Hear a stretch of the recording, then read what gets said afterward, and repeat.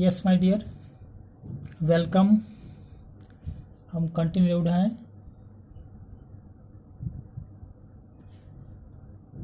अपने chapter infinitive के साथ। इन्फिनेटिव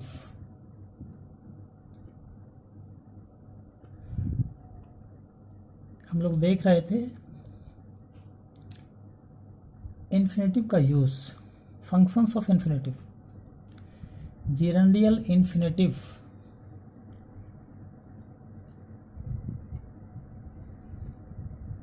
जेरेंडियल इन्फिनेटिव जिसे हम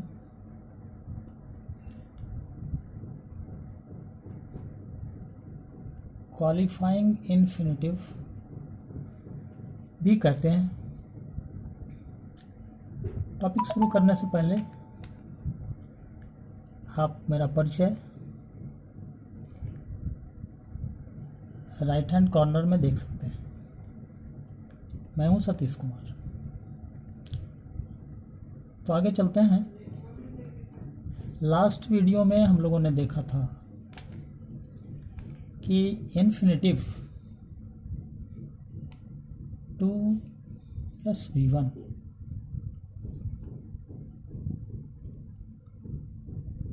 ये किसी नाउन को एडजेक्टिव की तरह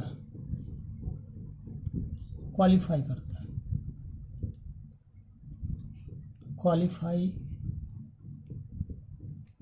है। हम लोगों ने देखा था कई एग्जाम्पल्स के साथ। और कोई भी वर्ड यदि नाउन को क्वालिफाई करता है तो वो एडजेक्टिव का काम करता है, आप जानते हैं। खैर, आज हम देखेंगे कि ये अपना इन्फिनेटिव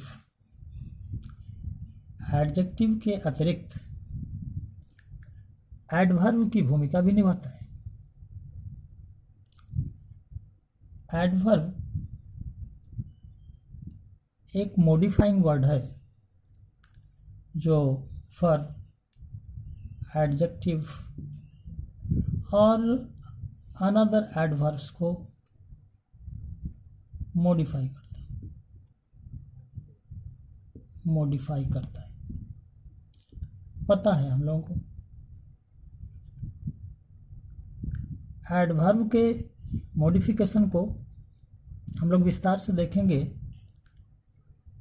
जब एडवर्ब का अध्ययन करेंगे। एडवर्ब वर्ब, एडजेक्टिव और एडवर्ब को ही मॉडिफाई नहीं करता, बल्कि नाउन और प्रोनाउन को छोड़कर कमोवेश वो सारे पार्ट्स ऑफ स्पीच को मॉडिफाई करता है। तो खैर, हम यहाँ देखेंगे कि एडवर्ब के रोल में इन्फिनेटिव किसी वर्ब या एडजेक्टिव को मॉडिफाई कैसे करता है। जब ये वर्ब को मॉडिफाई करता है, जब ये वर्ब को मॉडिफाई करता है तो ये उस वर्ब का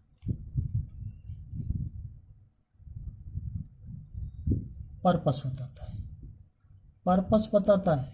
पर्पस आप समझते हैं, उद्देश्य।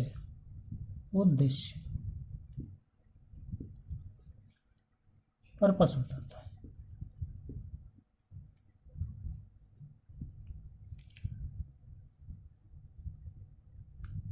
उदाहरण से देख सकते हैं, स्पष्ट होगा कि सपोज हम लेते हैं वी ईट, हम लोग खाते हैं। But what is the purpose behind our eating? What is the purpose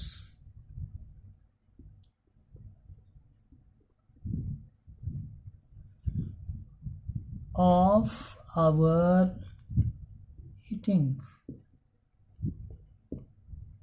क्या उद्देश्य है, हम क्यों खाते हैं? Why do we eat? Why do we eat? Why do we eat? क्या पर्पस है?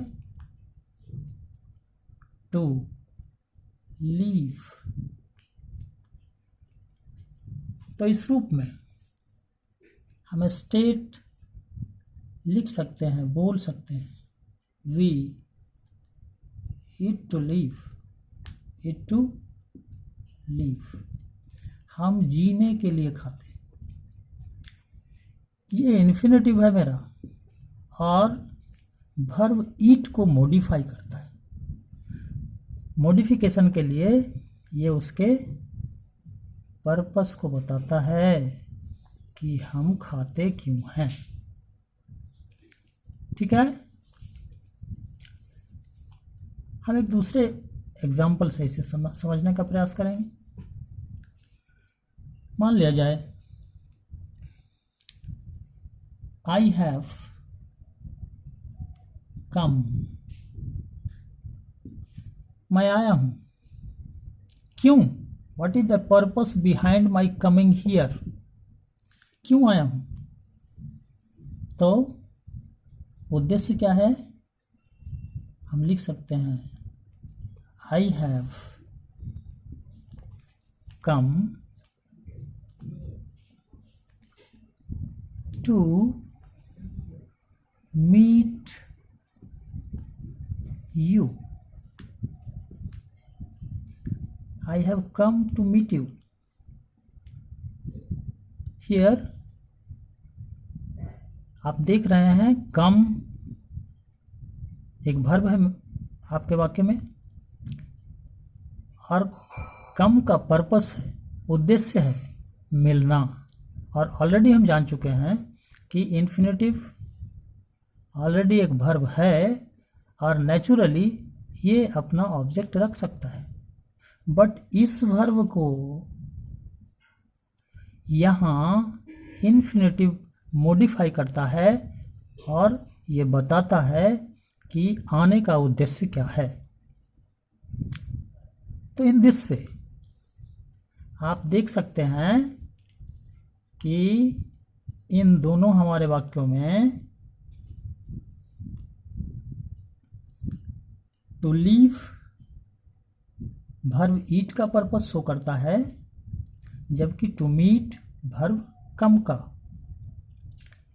इस रूप में ही इन्फिनेटिव किसी वर्ब का उद्देश्य को बताकर उस वर्ब को मॉडिफाई करता है। एंड हम जानते हैं कि मॉडिफिकेशन, किसी वर्ब का मॉडिफिकेशन किसी एडवर्ब का नेचर है। स्पष्ट है कि टू लीव और टू मीट यहाँ एडवर्ब के फंक्शन में है। क्लियर? अब हम देखना चाहेंगे कि इसका दूसरा फंक्शन क्या है। तो जो दूसरा आइटम है वो है कि इन्फिनेटिव किसी एडजेक्टिव के बाद आकर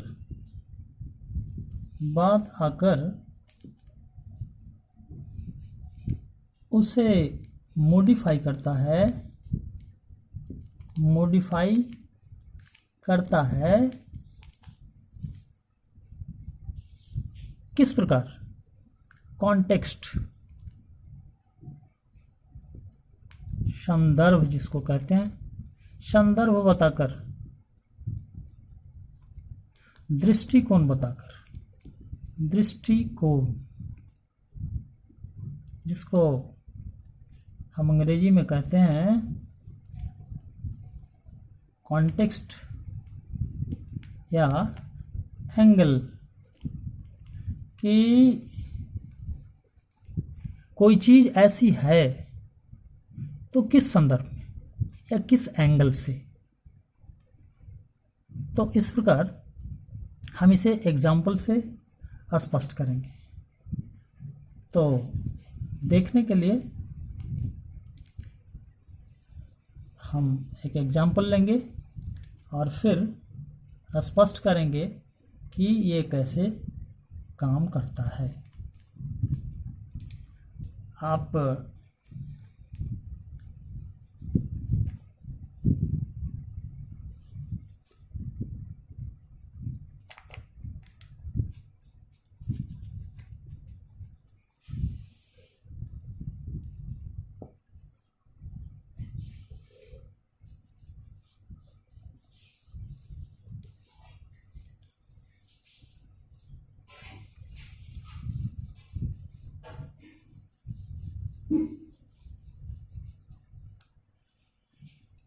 इसे देखेंगे।